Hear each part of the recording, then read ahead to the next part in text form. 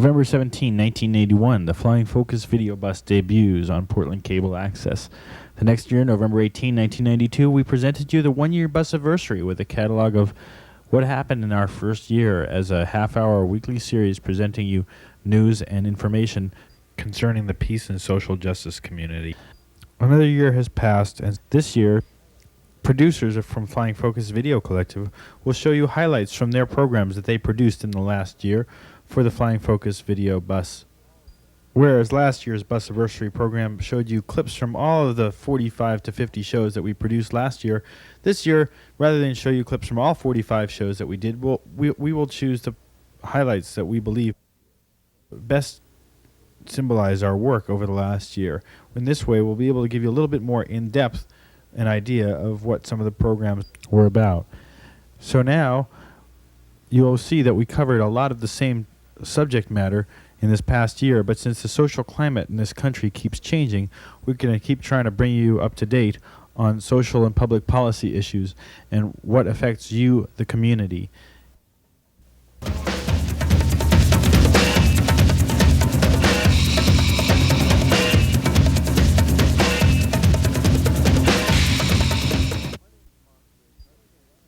That's me there talking. My name is Moss Drake, and I've been making activist video for about 3 years now. I don't know why I do it, since my face is usually behind the camera, and I won't get famous that way.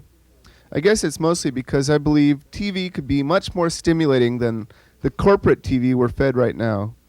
In fact, 3 major components missing from TV make up the key points that attracted me to Flying Focus in the first place. The first is information. In the last 10 years, since the IBM first came out with its 8088, which is its first real home PC, personal computer, they've made huge advances. When it first came out in 1980, it cost $3,000 for what you can now buy in the nickel ads, in the cheapy ads. You can find PC Juniors and PCs, IBM PCs, 8088s, that basically either is a PC or an IBM XT. And you can find those for $50. In addition to being interested in cheap access to high technology, I'm also interested in environmentally friendly power sources such as solar power. In one show, we went to the house of Lloyd Marbett, who is one of the lobbyists that helped successfully shut down Trojan Nuclear Power Plant in Portland, Oregon. Lloyd's house is entirely solar powered. System, but what you see here is what's called the charge controller. This controls the amount of power that comes in from the collectors and what comes into the batteries, as well as when I draw power from the batteries to the appliances in the trailer. It also controls that amount of power that comes out too. So this is called a charge controller. And the batteries, these are recycled nickel cadmium. These are nickel cadmium batteries. They're expensive. They're probably, you're probably looking at about $1,500 to $2,000 right here in batteries alone. And the reason why nickel cadmiums are so fine is because unlike lead acid batteries, you don't have to constantly maintenance them like you do lead acids. And lead acids they do make deep discharge lead acid batteries, but lead acids don't work as well for deep discharging as nickel cadmiums do. I can take all the power out of these batteries, which is about 300 amp hours that I store in these batteries, and completely empty them and come back a month later and recharge them back up. You really can't do that with most lead acid batteries. The second component missing in most TV is education, which doesn't mean just memorizing facts and figures, but interpretation, reason, and learning how to learn. In rating the protests, we look at demonstrations and public events such as the National Black United Front's March Against Racism in 1992, and we analyze the usefulness, the public interest, and whether there was any product from these protests. Instead of merely reporting on it, such as a news program might do, we look closely at what happened in the event and what followed. Well, one of the problems that I've noticed with rallies is that they tend to overbook for speakers, and so the energy that get started, or the ideas that get started, by the time you're out of there, you're usually bored to tears. You've been sitting there for 2 hours, and you haven't gotten to do anything or say anything or feel like a participant, except for a few shouts and chants and whatever. So it was interesting that people did get a chance to really talk. But during the rally, you said there was one thing that you liked. And of course, the final facet of education is to actually educate people by informing them of events which aren't normally covered on regular news media. For example, this is local Portland's Earth First group asking for the resignation of F. Dale Robertson, Chief of the Forest Service, who was later fired from his position. Let's move along. Thank you. Let's get the foot out. Come on. Jobs here. Killing our habitat! Killing our habitat! No, we gotta get the cut out!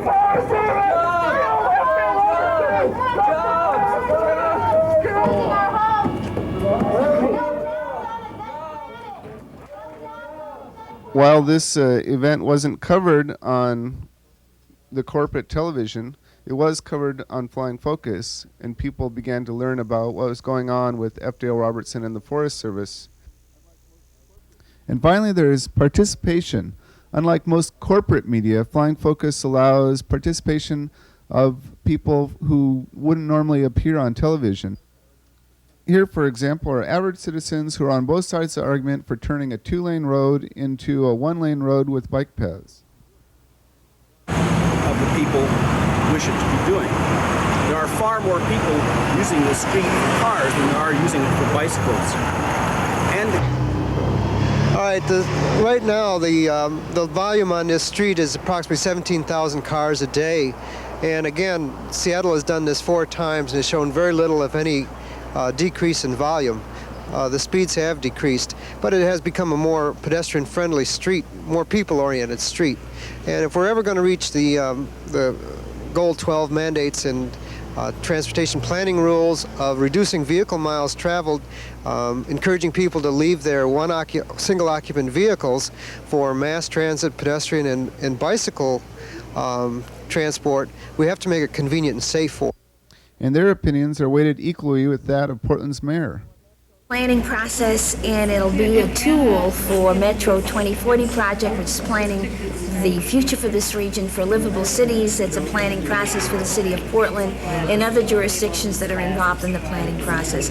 I think it's absolutely critical that we don't leave all these decisions to architects and planners. The public, who's being asked to absorb population growth of up to 500,000 in the next 20 years, be involved in a process where they tell those who decide those policies what's acceptable and what's not acceptable.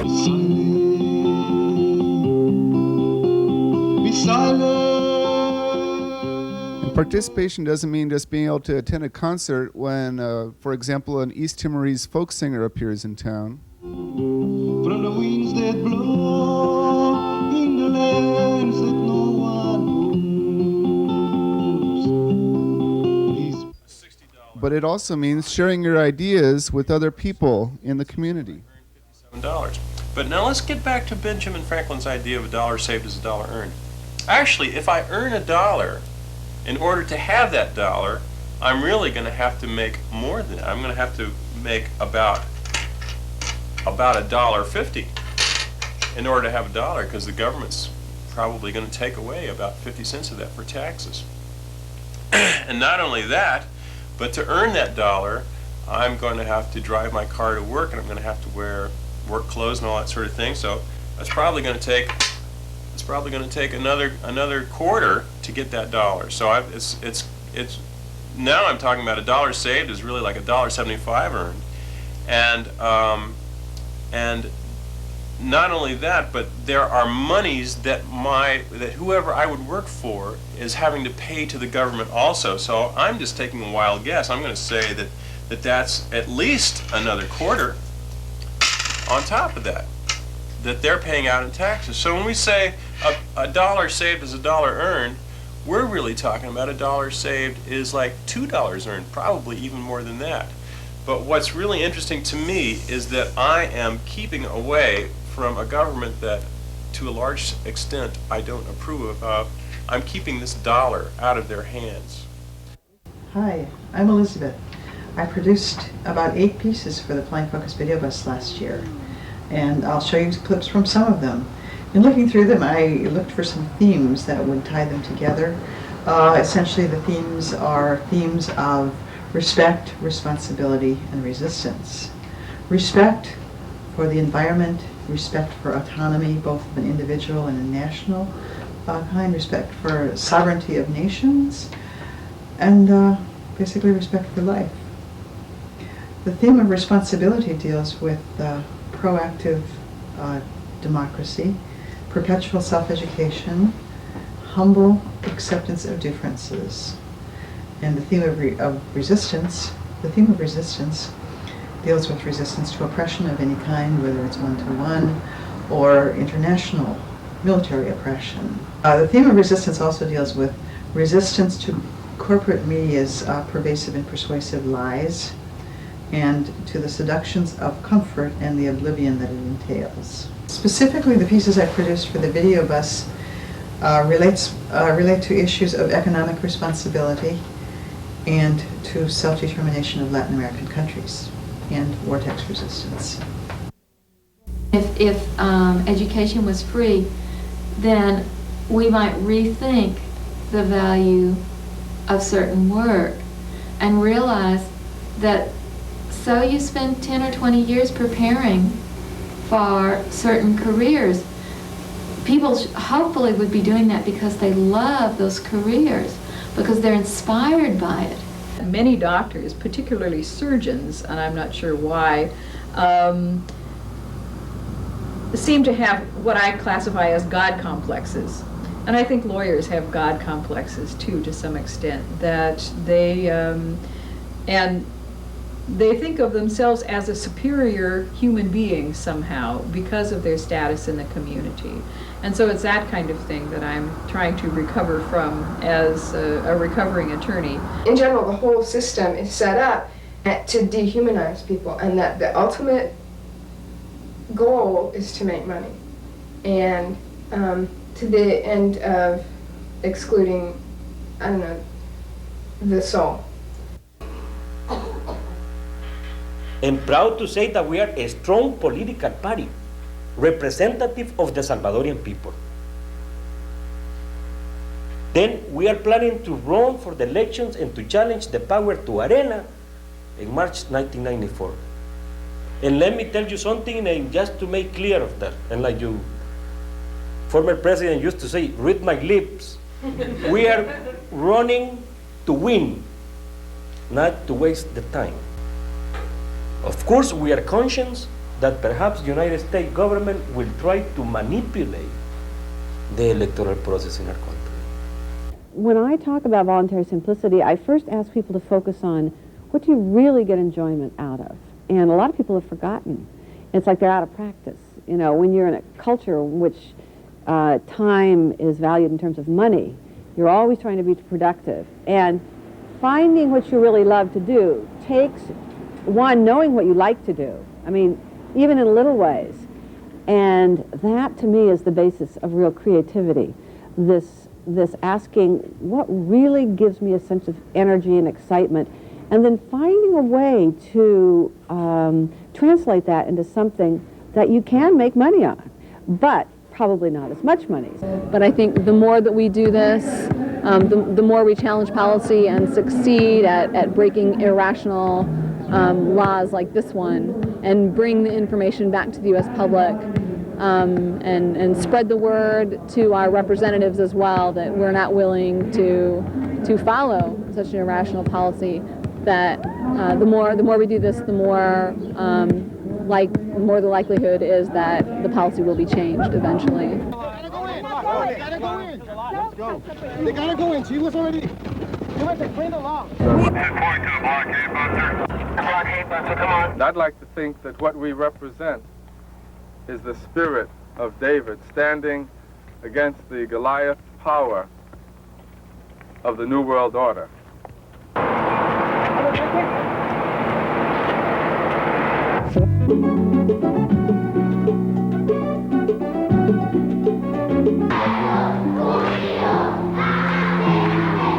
Hay cosas que van ocurriendo a lo largo del Because tiempo, there are things durante that have muchos been años, happening in the course of years. y no se toma conciencia de lo que And significa. sometimes people are not aware of what it really means. Realmente el bloqueo, como lo llamamos nosotros, What the blockade, as we call it, es una enorme really injusticia. means. That is an enormous injustice.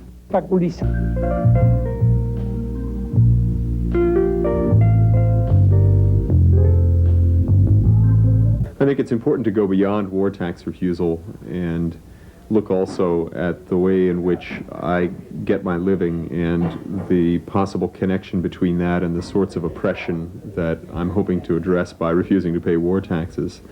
When you do tax resistance from the level of your intellect, then it's bound to fail because you can't win against the IRS. It's the largest collection agency in the world.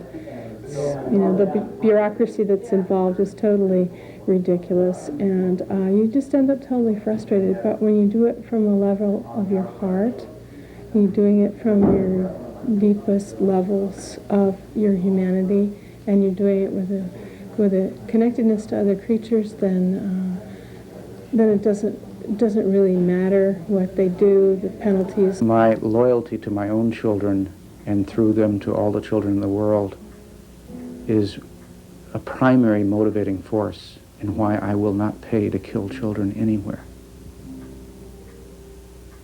And as I look into the eyes of my children, I see the children of Iraq who are dying still daily because of these economic sanctions and the devastation that we placed on their society during the war. And the children in the barrios of the Panama who lost their homes in our bombing raids there, and the children of Nicaragua who are still suffering from the Contra War. So for me, the issue here is as lofty as international law and as close as my 2-year-old son's eyes.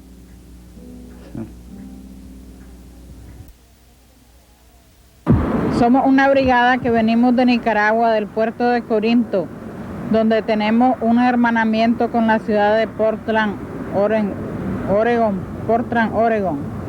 la ciudad donde nació Benjamin Linder, un héroe internacionalista que cooperó bastante con la lucha del pueblo de Nicaragua. Nosotros estamos aquí en el Centro Cultural haciendo un trabajo de pintura para este centro. Esto es una manera de intercambio de trabajo con la brigada Benjamin Linder, quienes nos han ido a ayudar a Nicaragua. En Corinto han llegado 6 contingentes de esta brigada a dar apoyo al hospital de Corinto, haciendo trabajos de reparación, de reconstrucción, de pintura, etc. Entonces ahora nosotros queremos dar un poco de lo que ellos nos dieron allá a nosotros. Muchas gracias. Ok. Un poquito más de frente, Nancy. Ahí. Ahí. Ahí. Cerrar un poco más el brazo derecho. Ahí. Nancy, ponete los brazos sobre las piernas en vez de sobre la bolsa. Nancy. Sí, sobre la... Ahí. Ahí. Ya. Ok. 1, 2, 3, 4. Portland, Oregon, Estados Unidos y Corinto, Nicaragua, 2 ciudades-puerto que han formado puente de amistad, hermandad y solidaridad. Únanse en esta relación de ciudades hermanas. Juntos podemos. Portland, USA and Corinto, Nicaragua, 2 port cities that are building bridges of friendship, sisterhood, and solidarity. Join us in this sister city relationship. I'm Sharon Gail. I've done a lot of environmental programs over the last year for Flying Focus Video Collective. Following are some segments from a panel discussion about the forest problems. It was held prior to President Clinton's Forest Summit in Portland, Oregon. It's real important that we bear in mind that we share space, that this planet is not just for the good of man, it's for the good of all species that live on this planet. And when we're talking about what's good for the forest or what's good for the man, we also have to take into consideration what's good for the other species. Because we cannot, if we continue to create a world where spotted owls, pine martens, fishers are going to be extinct, our own extinction is a foregone conclusion. I've been out there for 30 years in the woods every day, and I know the mistakes that have been made. And we take a lot of heat, and the loggers take a lot of heat. But I want to assure you folks that there's been a Forest Service timber sale administrator standing over there beating me over the head with a timber sale contract. Right here you see on page 23, you will take everything out of the woods down to 8 inches in diameter, 10 feet long. I knew that was a mistake back in 1967 when we first started doing that. There wasn't nothing I could do about it. Right. I either did it or got shut down. It's the same way with cleaning out stream courses. Instead of leaving large woody debris in the stream course, we took everything out of there down to 3 inches in diameter, 3 feet long, and threw it out to the high water mark, sent crews down through those stream channels so we'd never have another sluice out like the 1964 Christmas flood. Oregon Department of Fish and Wildlife requested that the Forest Service did that in conjunction with the Army Corps of Engineers. Now, I think those public agencies need to take the heat. And I think they are. When you have somebody like Manuel Luan being the boss of U.S. Fish and Wildlife Service, because he was the Secretary of the Interior, this was a man who did not feel that there was any difference between various species of, say, squirrels, who really had no regard for the environment and therefore had no regard for the people who were dependent on a biologically diverse environment. You now have somebody named Bruce Babbitt, who was head of the League of Conservation Voters, to be the Department of Interior. And already we are seeing changes within the U.S. Fish and Wildlife Service where people are realizing that the resource itself is going to be valued again. And when that happens, those kinds of decisions can't be made. Of species. And if President Clinton was sitting here, I would say to him, first of all, bring somebody in that can show you responsibly what the evolution of species have been since primeval times, since the dinosaurs. How many millions of species naturally evolved into extinction just through the course of Mother Nature's work. Secondly, we're here. We are now. And the only way that life of the human population can be sustained without drastic slaughters is through the technological advances that we have made. Species can be propagated artificially if we need to. We can bring species into man-made laboratories and climates and propagate them without any problem. Valerie thinks that we can, propagate species in these artificial systems. The fact that she says that there's a rebelliousness against that is there's a very small minority rebellion against that. That's what's happening. The bottom line is that's what's happening. There's genetic propagation. That's what a lot of the forests are going into our forests now, are genetically designed trees. There's these huge monocultures. What really matters to me and what bothers me is in the process of nationalizing the issue, we might have nationalized ourselves as local grassroots activists on both sides of the issue out of the decision making that takes place. But I would ask President Clinton to take and put the human species into the summit. What makes our country great is jobs, well-paying jobs. It gets right down to it. And how, if you're going to take and influence the world, you're going to influence the Brazilians, you're going to influence the Mexico, you're going to influence any of the other place. First of all, you got to have money and power to do that. I stood on the picket line for 4 months. You know what I saw going across the picket line? Yellow ribbons from the Wise Youth Movement going right across the picket line. This whole thing is jobs versus ours is a bunch of BS. No, the whole thing is, one, in the preservationist group, and you're one of them, you're tied to... Question. What would you say about if jobs, if Clinton came and said, okay, I'm gonna have a public jobs program, this country needs jobs, and one of the jobs we're gonna create in the forest is people going out and replanting them and going up and repairing the stream beds rather than cutting them down. Great. Just tell me where you're going to get the money. And hey, you know what? The federal doesn't go to any government mill, statistics 8% say that 3.2 billion board feet a year of raw logs. How many? Just round raw logs. 3.2 billion from the Northwest goes out. In the state. He said the state. No, in the Northwest. But he said it's the state. double that if said you the add pseudo-processed materials, veneer, cants, logs that have been slabbed, and pulp. They export pulp on ships out of the state. We get the fouled water, we get the loss of resource, and they get the fouled water. I was at the Nevada test site in October '92. The people you see following were there to protest our government's continued nuclear bomb testing on the western Shoshone land in Nevada. These are times that try our souls. The masterminds have lost control, drunk with power and poisoned by their greed. Now they don't leave much of a choice. Go to hell or raise your voice. There ain't no middle ground for us to plead. We're on the edge of another time, the cutting edge. Our lives are on the line. No telling what we will find on the edge. Our backs against the wall, the cutting edge. We can break through or fall, but there ain't no question at all. We're on the edge.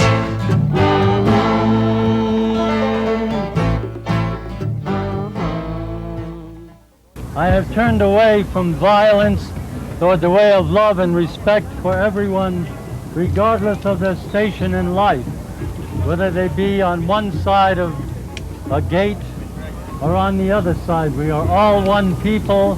We are all interconnected, and the radioactivity and the chemical pollutions and contamination that affects one affects all of us, affects all our children.